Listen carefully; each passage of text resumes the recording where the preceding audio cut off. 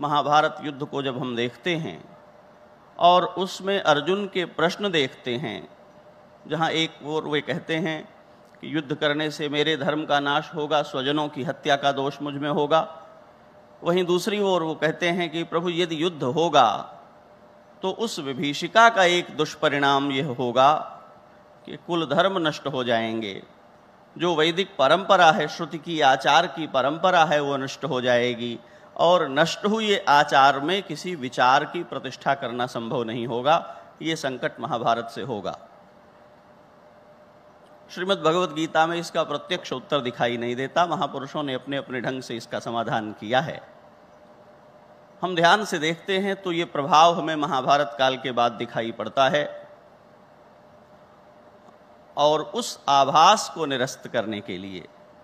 जो धर्म के नाम पर ही प्रसृत हुआ था किंतु धर्माभास था, उस धर्माभास को निरस्त करते हुए विशुद्ध रूप से वेद प्रणहितो धर्म ह्यधर्मस्तद विपर्ययः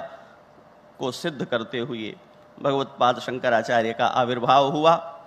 और एक ऐसा आचार्य जिसने आचार्यत्व उपलब्ध करके उपदेश किया हो ऐसा नहीं है।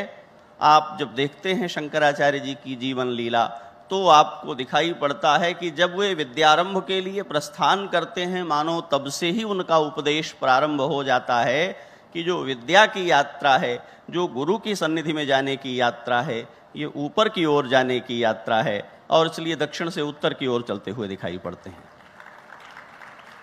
यदि आप आचार्य होकर अपनी कोई कक्षा निर्मित करना चाहते हैं तो पहले आपको किसी आचार्य की कक्षा में अपने को प्रवेश कराना होगा। इसलिए सारे शास्त्रों के जो एकमात्र आगार हैं, केंद्र हैं, भगवत्पाद शंकराचार्य,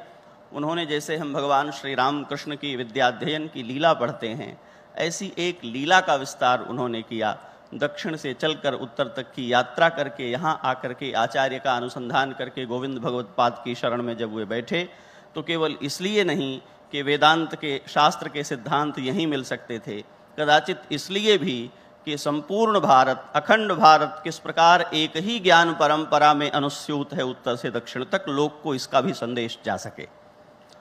और यहाँ से जो उन्होंने अपनी यात्रा प्रारंभ की है, मैं विस्तार में नहीं जाऊँगा, उन्होंने जो अवदान हमको दिया है उसको देखते हुए कोई संप्रदाय, कोई एक सिद्धांत भगवत्पाद शंकराचार्य के अवदान को परिभाषित नहीं कर सकता। उनके बाद की कोई ऐसी परंपरा नहीं है जो उनसे उपकृत और उनका प्रसाद लिए हुए दिखाई नहीं पड़ती है। सारे दर्शन, सारे सिद्धांत, और मैं इस तरह भी कहता हूँ, इन दिनों एक शब्द बहुत प्रचलित है, भारतीय ज्ञान परंपरा, अभी उस पर बहुत बातचीत हो रही है और सरकारों में विशेष रूप से हो रही है। उसके धोखे में एक IKS भी बना दिया गया है इन दिनों, इंडियन नॉलेज सिस्टम करके। तो जो भारतीय ज्ञान परंपरा है,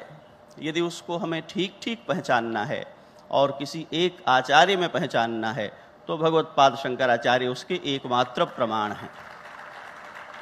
श्रीमद् भगवद गीता एक स्थान पर, ब्रह्मसूत्र एक स्थान पर, उपनिषद विद्या एक स्थान पर, इन तीनों में एक ही ज्ञान परंपरा प्रवाहित है और इन तीनों का समेकित अध्ययन किस प्रकार हमको आत्मोपलब्धि की ओर ले जाता है, इस बात के प्रतिष्ठाता, इस बात को प्रमाणित करने वाले भगवत्पाद शंकराचार्य हैं और हम प्रस्थानत्रयी पढ़ते हैं, ये उनका अवदान है।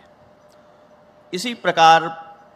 अद्वैत की निष्ठा में सारे सिद्धांतों को निरूपित करते हुए भी एक बात जो कही जाती है हमारे यहाँ,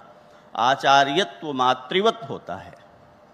जैसे उसका कोई बालक, जैसे उसकी कोई संतान यदि दूध मात्र पी करके रहने वाला हो तो माँ उसे दूध पिलाती है। कोई ऐसा है जो चॉकलेट बिस्कुट से तृप्त होगा तो माँ उसके लिए वो प्रदान करती है। और कोई ऐसा है जिसकी आयु, जिसका स्वाद, जिसका पाचन विकसित हो गया है तो माँ उसके अनुरूप रसोई में कुछ पका करके परोसती है। बच्चों की पात्रता भिन्न भिन्न हो सकती है पर माँ अपनी सभी संतानों को तृप्त कर सके, ये उसका मातृत्व है। ये भगवत्पाद शंकराचार्य ने किया है। एक ओर अद्वैत की निगूढ़ जो पूरी ज्ञान राशि है उसका प्रतिपादन करते हैं और दूसरी ओर उपासना के लिए भगवान के सभी स्वरूपों की, पंचदेव उपासना की प्रतिष्ठा करते हुए, क्योंकि जब श्रीमद् भगवद गीता में भगवान ने कहा कि दो निष्ठाएं हैं, ज्ञान की निष्ठा और कर्म की निष्ठा, और भगवत्पाद भाष्य करते हुए कहते हैं भगवान ने दो निष्ठाएं क्यों कहीं, क्योंकि एक ही व्यक्ति में एक काल में दोनों निष्ठाएं असंभव हैं। वह लोक जो ज्ञान की निष्ठा में नहीं है उसका आश्रय क्या होगा। तो उस कर्म की निष्ठा में प्रवेश करते हुए भक्ति और उपासना की जो परंपरा दी, उसके कारण भारत का एक चिन्मय भूगोल हमारे सामने उन्होंने प्रकट कर दिया चार धाम के रूप में। और हम देखते हैं कि संपूर्ण भारतवर्ष किसी संप्रदाय, किसी मत, किसी परंपरा, किसी पंथ का अनुयायी हो, पर चार धाम उसके लिए आकर्षण और श्रद्धा का केंद्र बने हैं।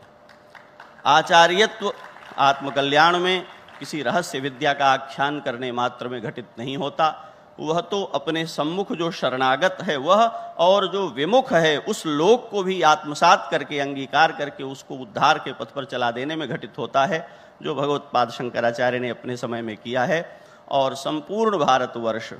मैं कहता हूँ महर्षि वेदव्यास के बाद